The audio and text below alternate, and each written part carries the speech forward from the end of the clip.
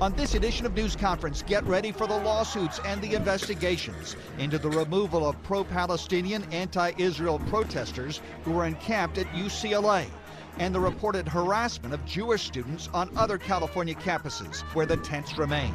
We talk with Assemblyman Rick Chavez Zbur, whose district includes UCLA.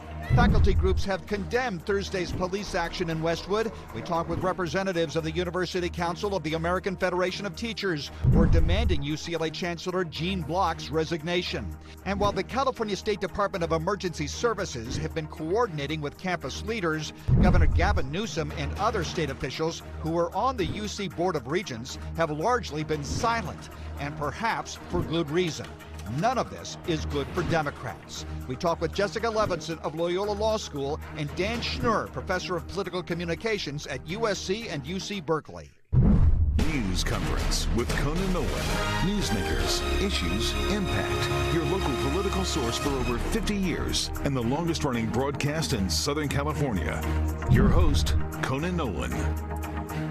Good morning and welcome to the Tom Brokaw News Center here at Universal City. I'm Conan Nolan. Thanks for joining us. Well, this morning, the USC campus security, with the help from the LAPD, cleaned up and cleared out that tent encampment there with very little resistance, many students deciding to leave after a dispersal order was given. This morning was in stark contrast to what we saw earlier in the week, last week at UCLA, when over 200 people were arrested. President Biden weighing in on that and other campus protests on Thursday. People have the right to get an education, the right to get a degree, the right to walk across the campus safely without fear of being attacked. Governor Gavin Newsom has issued a written statement saying the right to free speech is clear. It does not extend to violence, vandalism, or lawlessness on campus. Legislative Republicans, meanwhile, are demanding that the university administrators be held accountable, along with students accused of violence. This is Assembly Minority Leader James Gallagher. We should not be giving Cal Grant money, state money, to students who are trampling on other people's rights. And these campus administrators, like at Humboldt State, for example, where classes were closed down, where all students' rights were violated by this, they should lose funding. And it's not just Republicans interested in a thorough review of what has happened. Democratic Assemblyman Rick Chavez Zbur represents Westwood. He joins us from Northern California. So, Assemblyman, from what I understand, you're asking for a Title VI of the Civil Rights Code review of what happened at UCLA and what's going on at the rest of the UC campuses. So people understand what that means. Explain that for us. Well, basically on campus for the last several weeks, we've had Jewish students who've been subject to harassment and intimidation from protesters on site, and basically doing things like denying them access to portions of the campus. A Jewish student was refused entry to certain buildings and their classrooms. They were being told that they could go in through back entrances. There was a case where we had one Jewish student who was attacked by 12 protesters while university security basically watched and did not engage.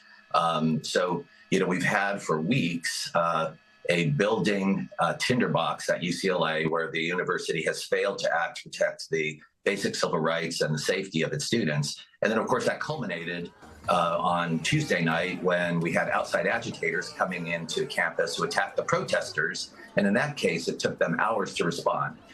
So, what I've asked is for the Office of Civil Rights of the Department of Education to do a thorough review looking into whether there's been potential civil rights violations on campus, and in particular with respect to Jewish and Israeli American students. We just heard from the Republican leadership in the State Assembly that they want to revoke the financial aid for any student that was arrested as a result of violence. They want to take it out on the budgets of some of the administrators of these universities. Is this a bipartisan effort? I think an investigation needs to take place. We don't know how many of the protesters were students, and we don't know whether the people that were engaging in the violence against Jewish students or were outside agitators. We also don't know whether the people who attacked the encampment were students or outside agitators. So I think we need to have a thorough investigation from an impartial source, and that's why I've asked the Office of Civil Rights to do an investigation, and I've also asked the Regents to do an internal investigation about the security protocols that were in place on campus. One of the things that the university was doing is they basically ceded control of large parts of the campus to protesters. So we had checkpoints on campus where students were coming up to a checkpoint. They were asked whether they were a Zionist. If they said no, they were given a wristband and allowed to proceed. If they said that they were, they basically were excluding Jewish students from attending big parts of campus and certain buildings. And that is just not part of, peaceful protest. Everyone has a right to engage in peaceful protest. That's a hallmark of our democracy, and I support that. But peaceful protest has to be consistent with making sure that we don't intimidate, harass, or engage in violence against any student. And that would be not only the Jewish students, but also the protesters. What grade do you give Gene Block, the chancellor at UCLA? In the last few weeks, a very poor one. I mean, I've been pleading with him to do more and have been on the phone with his staff and with his leadership to do more on the security front. For a while, I was at an event on Sunday, I think it was, where I was nervous because it was essentially a rally that was being done by the Jewish students, and they had allowed basically protesters to obtain access to the site and exclude the people that wanted to go to the rally. And it was just a tinderbox, and there was absolutely no security there. I was on the phone with them, asking them to bring not necessarily even police, but security there to make sure that everyone was protected, and they really did nothing.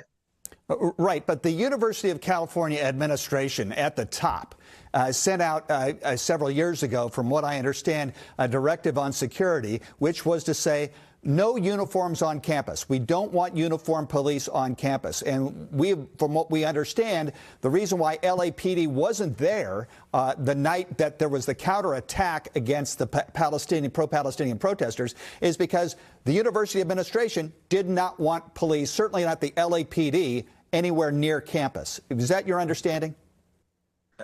I don't know the exact details of that, but I also know that even the non-police uniformed security appeared to have been instructed to not engage.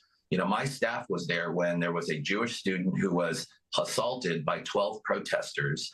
There was security personnel within feet away, and people were pointing out the fact that this kid was being assaulted, and they did nothing. So it was clear that they had a non-engagement instructions. And, that, of course, extended until later in the evening when, of course, the encampment was attacked by these outside agitators. Should Gene Block resign? That's not a question for me. I have trust in the regents to basically handle this. I know how seriously they're taking it. I've spoken to several of them directly, and I leave that decision to them. Assemblymember Rick Chavez Zbur, Democrat from Hollywood. He's also the Democratic Caucus Chair. Thanks for taking the time. Thank you very much. We'll get a different response from the University Council for the American Federation of Teachers, one of whom was actually arrested by the police when they broke up that encampment at UCLA, when we return.